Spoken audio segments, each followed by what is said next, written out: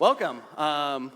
First off, I see a lot of people are looking around because they know how my messages go. They're like, what is he gonna do? And there's nothing around, so there's a little bit of fear in eyes. They're like I had an axe throwing board down here last time I spoke. I've set myself on fire. I've scared children with fireworks. I've done it all. And so I can guarantee you it will continue. But like Kip said, I'm the middle school pastor here. I was reflecting on this last night in more of a sad way, is that it's been 20 years that I've been here. And it's awesome, but I'm old now. It's what the heck happened? Man, I came here when I was in 6th grade. I sat in those rooms. I think there's still a couple chairs I remember breaking. And 20 years later, here I am. They can't get rid of me. But I'm married. I have my family. This is them. This is my beautiful wife, Leisha. This is my daughter, Lulu. She just turned 5 last week. And then that is Dakota, one of the few pictures of her smiling. She is such an intense child. She looks through you. And you're like, hey, how's it going? She's like, just looks away. I'm like, be nice. But I love being up here. I love speaking to you guys. I always get super excited to share what's going on. Also gives you guys a glimpse as to what's happening in there. Maybe for good or for bad, I don't know. And so it's like, is he throwing axes in there when we're not looking? You'll never know. But what I love about this season is so fun. As soon as school ended for me, I went outside and I decorated my car. I hung a wreath on the front of it. I put lights around the roof rack of it, and I was stoked. I love Christmas so much. It's my favorite time of the year. And I know for a lot of you, you can feel that same sort of excitement because it is the least stressful season, right? There's just no worries, no fears, no anxiety. You get Christmas music on repeat, just Mariah Carey over and over and over and over and over and over again. Your kids are content with the toys they got last year. They don't need anything new. It's everything's perfect. It's it's what I hope for. It's actually not as low-key as that. A more accurate representation of that, the season, the feeling, can be caught in this video clip I got for you here. So let's watch. It is chaos. It is just people just looking out for themselves, wringing you around the neck. That's my gift. That's so funny because the gift in that movie is, first off, that's from Jingle All the Way. Has anybody not seen that movie? Okay, I have a copy in the youth room. You can have it. I do, and I will give it to you. But the toy in that is Turbo Man, and apparently that year it was extremely hard to find. It felt kind of like that, and lo and behold, my dad came out victorious, and he got me one of them, and I looked for it, and I could not find it. It's in my attic somewhere, I promise. I still have it, but I imagine my dad as Arnold Schwarzenegger going through and fighting for it. But it's a lot. The Christmas season can be a lot. People are a lot. There's just so much chaos going on and just destruction happening around you. And through it all, it is still a wonderful season. And so I want to look at Mary and Joseph today to see what it was like for them, because it couldn't have been this bad, right? What was actually happening to Mary and Joseph? I want to kind of reflect on what's going on in their life. And so you may already know this, may not, but Jesus was born in less than ideal situation. He was born not in a nice, luxurious temple with a whole bunch of people around, but in Luke 2:6 it says this: and while they were there, the time came for her to give birth. Luke is quick. It's hey, she's giving birth. It's time. And Luke 2:7 then proceeds to give us a little bit more information.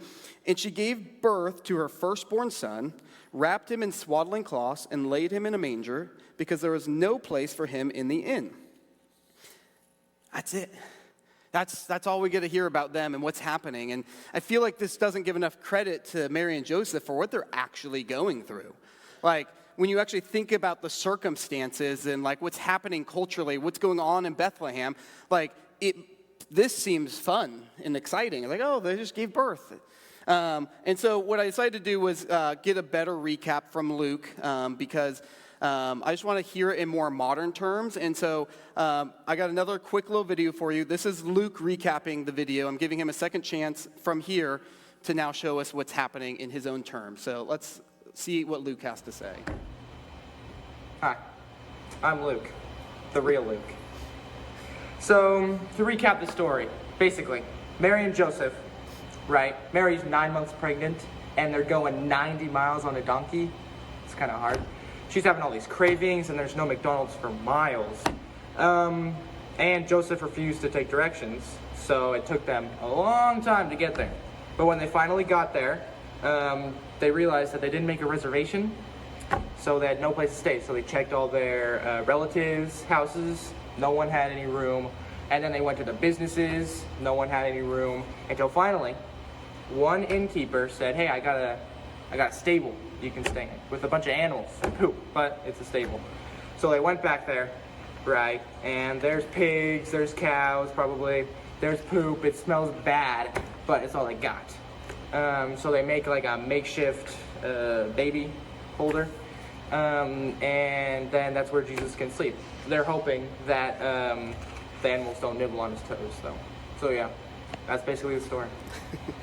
There you go. That is a more modern take on what is actually happening from Luke himself. It's a lot that's happening. They're traveling 90 miles. Just to give you a little perspective, that's from Portland to Mount St. Helens, or about from here to Mount Hood. And so if you want to figure out that journey, start walking. Like, get going. It's rough. And imagine being pregnant, like 9 months pregnant, and then doing that. Oh my goodness. I'm surprised that like Joseph survived the whole trek. Like, what the heck? My goodness. And then we like to sing these songs. We go, oh, Silent Night. And it's like so peaceful. It's a beautiful song. We look at the nativity scene. It's like, oh, it's so cute. Look at Jesus. That's not the case. Bethlehem in reality looked like that mall that we just saw. People being shoved and thrown into things. It is bumping. The census is happening. There is so much going on. It's busy. It's loud. There's no regard for anyone else. And when it comes time for the birthing process, I can with 100% confidence tell you it is anything but silent. Yeah. I feel like Joseph was probably screaming just as much as Mary, because he's a young man. He's like, I don't know how any of this works. I don't know what's happening. It's scary, but trust me, I know, because when it came time for Lulu to be born, towards the end of the whole birthing process, the doctor looked at me and said, do you want to help? When the doctor, the professional, looks at you and asks for help, you get a little bit afraid. And with a tremendous amount of confidence and absolutely no fear in my eyes, I said yes. Proceeded to go and pull my child out, and that's how I got my doctorate. Definitely not scarred or anything. Actually, a true story. Please don't ask me to tell you about it. But the thing I noticed most about this story, the first thing I noticed was the world wasn't making room for Jesus. When I look at everything going on, there's no space for Jesus. Like, the world and everyone around Mary and Joseph was just so busy with the census that they didn't have a room for Mary and Joseph. And much more than that, they weren't willing to make room. Like, there's this pregnant lady, very pregnant, and they're like, I'm sorry, good luck. And they just sent them on their way. Like, really? That's what we're dealing with? Like, these are the people? Like, but the more I think about it, if we're being honest, not much has changed in that regard. Like, the world we live in, more times than not, won't even give you time to think, much less give you space for Jesus in your life. It's just not going to happen. The world we live in is chaotic. It's busy. It's hectic. And even when Jesus does get time in our life, sometimes it can just be the spare leftovers. You know what? I'm so tired, but God, thanks for today. Good night. And like off to bed. Like, it's one of those things. And I get this. Like, I understand. As a middle school pastor, this last week has been tremendously busy for me. Yesterday was my birthday. That was fun. And then the day before that, yeah, I'm old. Don't ask me how old I am. Can't remember anymore. I asked my wife, I was like, how old am I turning? And when does that happen? Can someone tell me, like, after service? was like, dang it. But the day before that, Lulu had a Christmas program that she did. She had a lion. She's a superstar. It was awesome. She did wonderful. The day before that, we had a leader party. The day before that, we had groups. And for middle school groups, what we did this week is we decided to wrap people up in wrapping paper. Let me show you what's happening in the youth room. I should have some pictures. There's the twins wrapping up a leader that we have, and then there's leaders wrapping up a student that we have. And so that's what we did. We decided to wrap up our series by wrapping people while listening to Christian rap, and that's a wrap. And that all happened. They're like, well, we got to listen to rap music. And I was like, sure. And so I found some Christian rap, and we put it on. And it was beautiful. I loved it. It was awesome. It was fun. That is amazing. They're all good things, but it's busy. There's nothing bad about what I did last week. There's nothing wrong with having a birthday. There's nothing wrong with doing parties and going to all these events. But it can distract us from what's actually important. It can distract us from the whole reason for what's going on this month. Who is Jesus? And similarly for Bethlehem, there's nothing wrong with what's going on. They're just listening. They have a census they have to go to. Everyone's showing up to their hometowns. They're going to their old stomping grounds. They got to show up and say, I'm here, I'm part of it. Like, there's nothing wrong with that. But they're so busy, they're getting caught up in that chaotic busyness of the life. And so then, after looking at the world, I say, let's see what's happening with Mary and Joseph. And I look at them and I love their response. Mary and Joseph intentionally make space for Jesus. They go to attend the census. They do what the world has asked them to do. They said, I'm going to go do this, but they go, and their priority through it all is Jesus. I'm going to find a place for my son to be born, and I don't care how long it takes. Like, that's my priority. And I imagine that Joseph is this stubborn young man that's like not taking no for an answer. I'm a very visual person, so when I read stories, like it plays out in my head as like a movie, because I watched way too many movies when I was younger. And I just imagine going door to door, like, no, we got no room, okay. No, we got no room. Okay. And just to clarify, what I mean by stubborn, he's not like this disobedient, obstinate child. He's a man on a mission, and he's not willing to waver because he knows what is right. He knows what his priorities are, and it is Jesus and finding a place for him to stay, and he doesn't care. He doesn't care all the no's that he gets. He's waiting for a yes.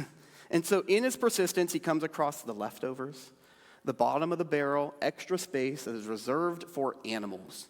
It's a stable. And he doesn't start grunting and groaning.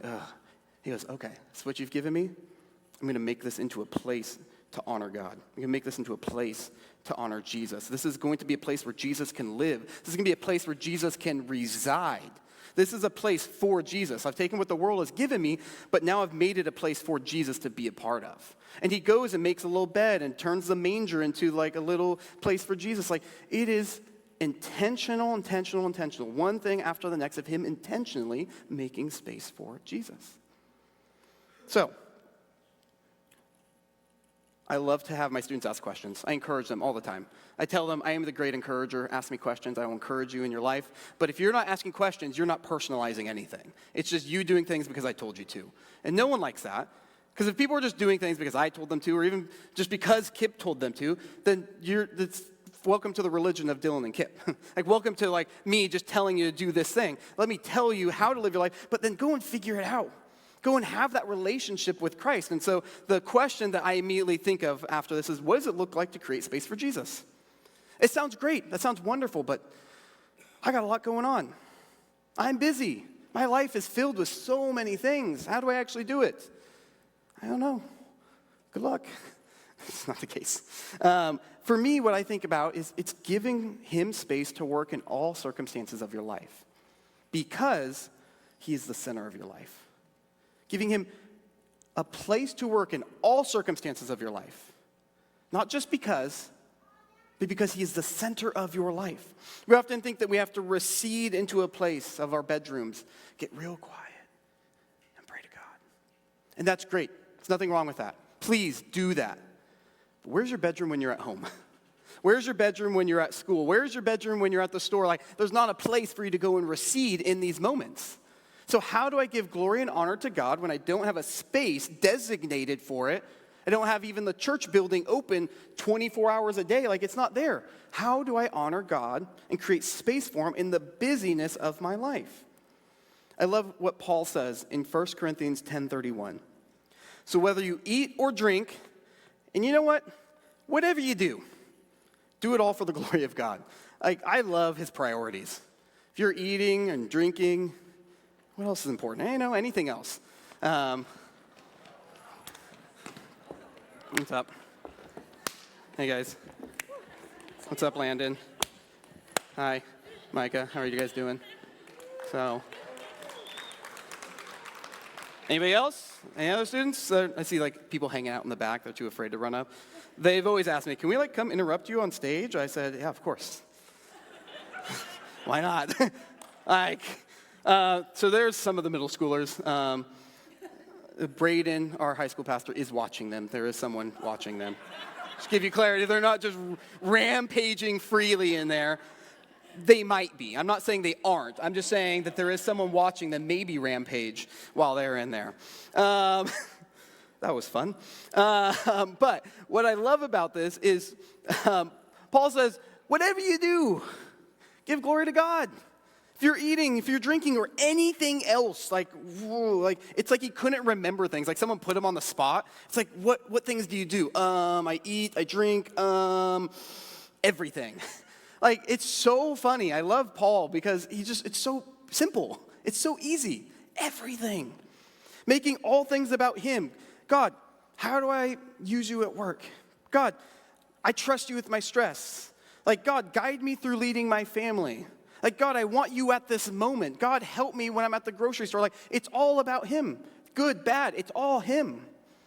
And James puts it this way. He then gets a little bit more intimate about it rather than just whatever, which I love when the Bible just says things like whatever. Because that's the language I use. Yeah, whatever. Yeah, sure. Sure is my favorite word, and people hate it. Because they're like, does that mean yes or no? I was like, yeah, sure. When they ask me, we run on stage? I was like, yeah, sure. James 4, verse 8 says this. Draw near to God, and he will draw near to you. Go and draw near to him. This is how we do it. Create a space, and then hang out with him. Hey, God, what's up? How you doing? That's how I open my prayers. I go, God, what's up? How's it hanging? It's not this big routine, this thing. It's just a conversation. It's a relationship with a good friend. There's no weird things about it. It's just it's so easy to do this. And so as a parent, there's so much joy I get when my kid invites me into their life, when they draw near to me and they invite me into the hurt, into the pain, and into the joyous things that are going on in their life. When they invite me in and say, I want you to be a part of my life, there's nothing that brings me more joy than that. Last Monday, I'm at home with both the kiddos while Alicia is spending time with the ladies. And things are going great. I want to surprise her and give her a treat. I am not this guy normally, but I decided for tonight I will try to. So I washed the dishes. I cleaned the countertops. I cleaned out the sink itself. I washed inside there, swept the floors, did the laundry, and I proceeded to start folding them. I was like, she's going to come home. She's going to be so surprised. And as I'm starting to fold, Lulu starts running around the corner, and she goes right into the kitchen, and she goes, thud. And immediately, not even a second goes by, I just hear wailing, just crying. And she comes back out around the corner, and there's just blood down her chin. I was like, oh, dang, things are actually really bad. You guys know, kids, they fall, and they tend to just get up. But when there's just a stream of blood running down them, then you start to take action. So she runs around the corner, and her first thing is she runs to me, and she goes, just make it go away. Make the pain stop. Make it stop hurting. And I was like, sweetie, I can't make the pain go away, but I will be here to help you. And she says, okay, that's okay, Daddy. And then she just holds on even tighter. She didn't care that I couldn't take the pain away. She didn't care that I couldn't help make this bad thing get better in her standards. But the fact that I was there to comfort her, I think she started to forget that she was in pain. She sat there and she started being happy, and also watching Minecraft helped too. And so we were there just together on the couch, bleeding lip, just having a good time. And similarly, she loves sharing about all the good things at school. And she's like, Dad, let's have Cade over and let's eat Jell-O. Let's do this. And I was like, okay, that sounds so fun. But she invites me in, and I think similarly, Jesus wants the same thing. He wants us to invite him in. Hey, Jesus, I got things going on in my life. And could you help me with it? Jesus, can you come help me with it? And so what's the point of making room for Jesus then? Like, if we're going to make room for it, what's even the point? This is where this comes into play. So I get, we're busy. We have lots of things going on in our lives. There's just this is our life. I'm a very visual person, like I said earlier, so I like to just look at things and see. And so life can be busy. We got work, we got school, maybe work and school. We got that fourth Christmas party that's coming up. We got to buy groceries. We got to, there's that one family member we're not sure if they're going to the party, so maybe I'll get them a gift. And then on top of all of this, you get stressed out and then overwhelmed and busy, and you're not stressed anymore. And then there's just all these things happening in your life, and you're like, okay, I'm just too much. This is a lot. I can't handle it. My life is full. We go, okay, this is us right now. This is the Christmas season. And we go, Dylan, this is my life right now. I don't have any room for Jesus in my life. I am filled to the brim, actually over with things going on. This is who I am. This is me. This is what we say. This is what's happening in my life. I'm a mess. How am I supposed to fit Jesus into that? There isn't any room. And my initial thoughts is, why are we giving so much value to these things? Why are we allowing this to have so much control over us? Why is this the thing? Because my favorite thing is that, my encouragement for you rather, is to give space for Jesus to come and help you in your life. And I tell you that no matter what amount of time you give Jesus, he will work. That's who he is. He is going to be faithful to whatever you give him. And if you give him a little, he will work. And then you're going to want to see it again. And so you're going to give him even more, hopefully. This is how it worked for me, at least. And I go, Jesus, I want to see that again. I want to see you work more and more. And so even if you start by just giving a little, you will see Jesus work. And then you start to realize that there's just these things in your life that maybe don't matter. And so I go, okay, Jesus, I'm going to give you a chance. Here we go. I'm going to have you fill up my life.